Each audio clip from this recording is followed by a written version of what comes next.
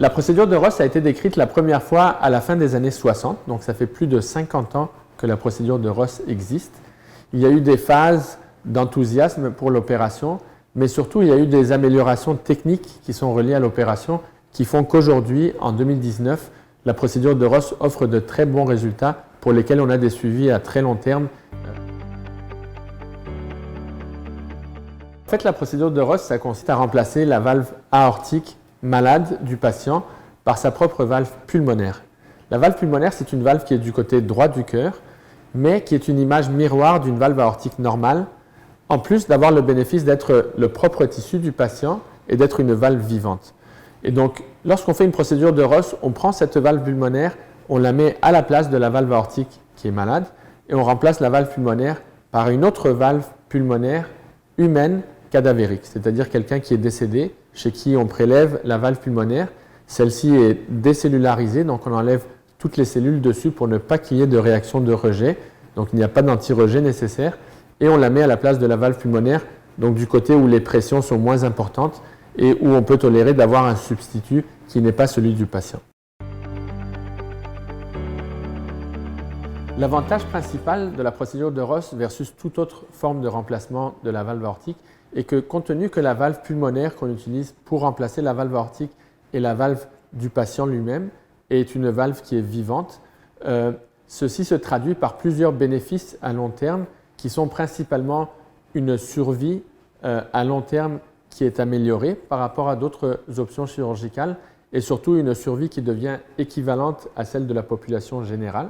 Mais aussi en termes de qualité de vie, ça permet d'avoir une qualité de vie qui est tout à fait normale, donc aucune limitation en termes d'activité physique. Un autre bénéfice de la procédure de Ross, compte tenu que la valve pulmonaire est une valve vivante et la valve du patient lui-même, est que le risque d'infection au niveau de la valve, donc ce qu'on appelle une endocardite, ou le risque de faire des caillots au niveau de la valve sont très très faibles, ce qui veut dire, de façon très importante pour le patient, qu'il n'y a pas besoin de prendre d'anticoagulants, de Coumadin ou de médicaments pour éclaircir le sang.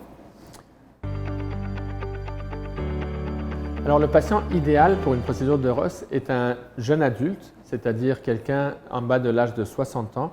qui aurait une maladie au niveau de la valve aortique, qui principalement se manifeste par un rétrécissement de la valve. Pour les patients au-dessus de l'âge de 60 ans, on devient très sélectif pour les patients entre 60 et 65 ans. On privilégie surtout la procédure de Ross chez ces patients s'ils ont très peu de comorbidité, c'est-à-dire d'autres problèmes de santé, s'ils sont physiquement très actifs et si leur espérance de vie anticipée est de l'ordre de 15 ans ou plus. À ce moment-là, on pense qu'il y a également un potentiel bénéfice à faire une procédure de Ross. La durée de l'opération est environ de l'ordre de 3 à 4 heures lorsqu'elle est faite dans un centre d'expertise, c'est-à-dire un centre de haut volume pour cette opération. Par contre, la bonne nouvelle, c'est que malgré la durée un peu plus longue de l'opération, le risque associé à l'opération est exactement identique, que ce soit pour une procédure de Ross, un remplacement par prothèse mécanique ou par prothèse biologique. Encore une fois, lorsque l'opération est faite dans un centre à haut volume, avec une expertise chirurgicale pour la procédure de Ross.